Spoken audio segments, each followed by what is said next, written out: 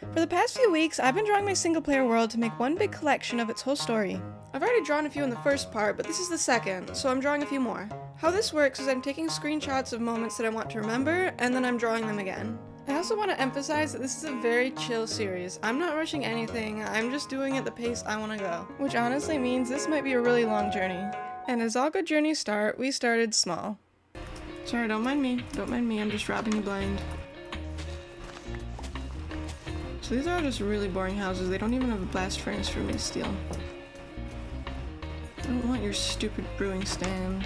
Blast furnace. Anyway. And so just pull it out of your house to do it in front of you. That's how I assert dominance. You just picked that up as you went by, huh? It's a drive-by employment. Don't see that every day. Okay, at this point I was getting kind of annoyed at this villager, so I might have made a mistake.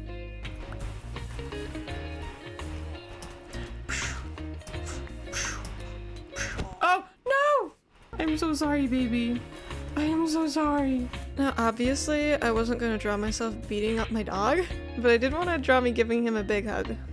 I have no excuse for that. I have no excuse. That was just terrible.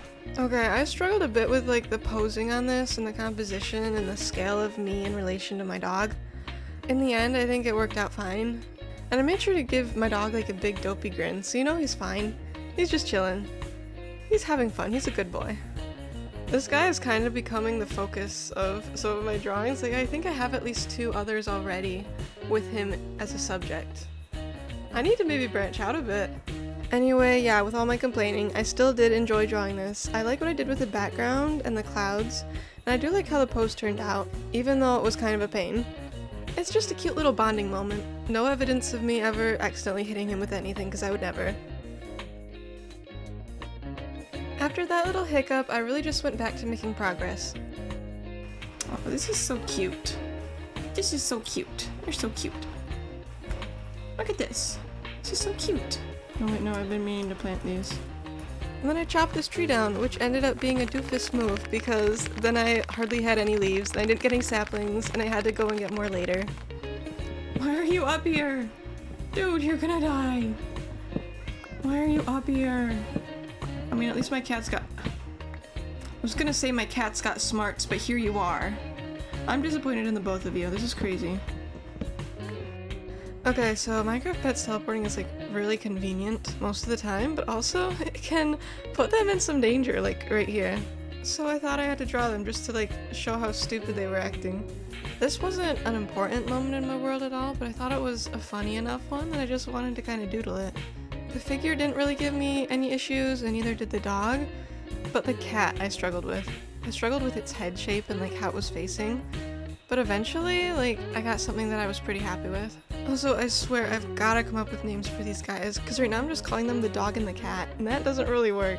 Anyway, this was a pretty quick one, like compared to some others that I've spent a lot of time on, and I think it's cute. I think it ended up looking kind of simple, but I like it. And then I was in search of food because I can't really get far without a sustainable food source, you know?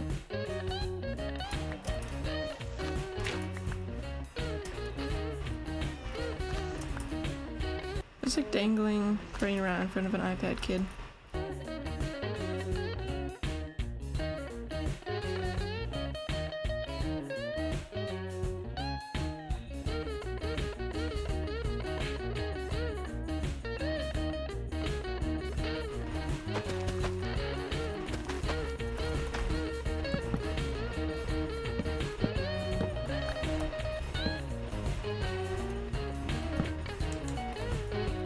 Okay. Nice little base. Love it. This is the next screenshot that I chose to draw.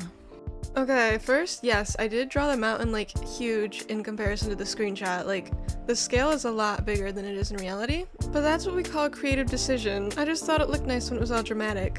Another thing about this time lapse is I typically draw a lot of my stuff on the same layer when I'm working in a style like this, which meant I was drawing the cow in the fence around the fence that I'd already put down, which was a pain and a half. Like, hello? I didn't end up doing that same thing for my own self, like the figure. I put that on its own layer so I could move it around if I wanted to, but I didn't really end up doing that ever, so it was kind of useless. One thing I do really like about this piece specifically is the foreground. I like the sugarcane in the field and how they kind of feel so close to you. And then the scale of everything else just shrinks away in the background. I think that ended up looking really nice. Now after admiring my beautiful base that isn't even a base yet, I decided to trap some villagers so they wouldn't wander off and I would lose them. Oh, we got a bunch in here. Please? Okay. Excuse me. Oh, so you're just messing with me now, I see. A fourth? And none of them are gonna go in my boat? What? They didn't change boats, did they? Get in the boat. Get in the boat. Hello? Hello? What? I'm not crazy, you can put villagers in boats. There we go, thank you. I'm actually gonna nab all of you. Because I mean, if I don't have to wait for my baby villagers to grow up, it is a win-win situation for me, not for you really. You're being put into slavery. So I had to make a silly little doodle of this wizardry. I don't know what I was missing about boat mechanics. I think they have to get in from the side, and that's probably where it was messing up. I don't really care enough to look it up, but it was funny in the moment. Anyway, you can tell I made this guy look like a total nerd. His eyes are not even facing the same direction. I have a bit of a grudge, okay? There's really not much substance to this drawing at all. It's just silly. Sometimes that's all you need. After this, I turned my focus to building a base. I'd made a cute little design in a creative world that I wanted to adapt to the materials I had, because I really like the shape of it. So because the design I made for this originally used cherry wood, I went around and looked for a biome for a bit, but I couldn't find any that were like anywhere near me. I did find a dog that wouldn't love me, which was really sad and heartbreaking, so I had to return without it because I didn't have enough bones. And instead of cherry, I decided to use jungle because it's just a little cooler than oak to me, and I've also done a lot of builds with spruce and birch in the past, so I just didn't want to repeat that again. Okay, after I collected all my jungle wood, I gave up on my cherry biome dreams, and I made my way home. I took stock of the blocks I had, and then finally, in my cleared out area, I started to build.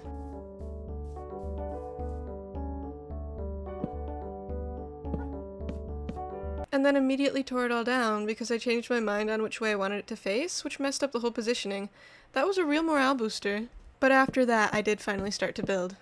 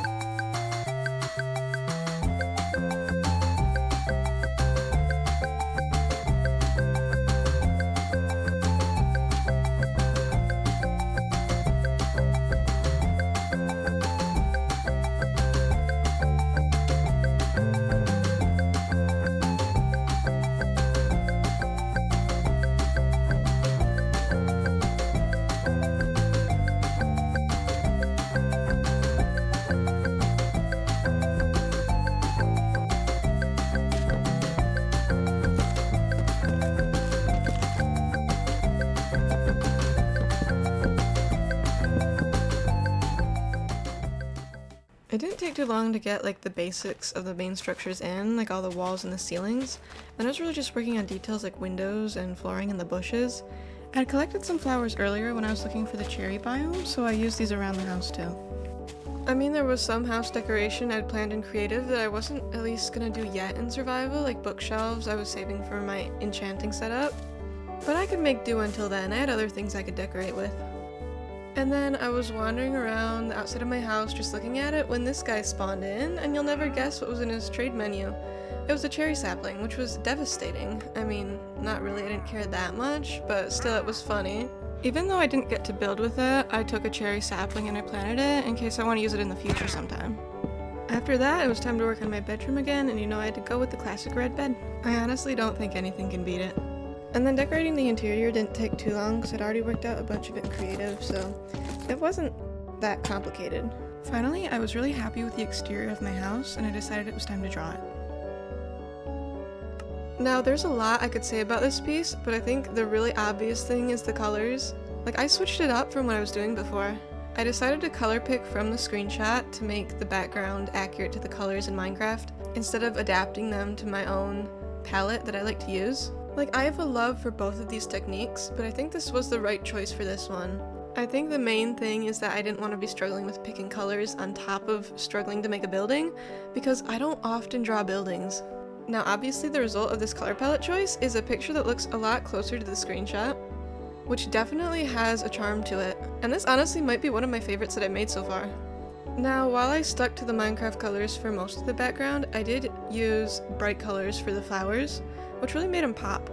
Overall, I love the combination of colors that I did here, and I love how I adapted it to my own style. Okay, like I mentioned before, I wasn't using bookshelves in my house yet as decoration, so I was resorting to lanterns and flower pots. I mean, they're really cute, you can't really go wrong with them. And then I made an armor stand too, even though I don't have armor to put on it yet, and a painting, and then that was really the most of the decoration. Now, because I see the interior and exterior of a house as pretty different processes, I wanted to also include me when I was decorating the inside. I mean, there's not really anything complex here to go off of, it's just me with a lantern. So instead I decided to make the colors look more interesting. I really just limited myself to blue, even though like the background is purple and pink. Most of it is just in the blue range. And I think that decision made this edition stand out visually as unique, and it was certainly fun to draw. Now, aside from finally sleeping in my own bed and taking some screenshots of the interior, I'd kind of reached the end of my journey for today. If this is something you like, I do have a whole other video that comes before this one. Make sure to keep an eye out in the future.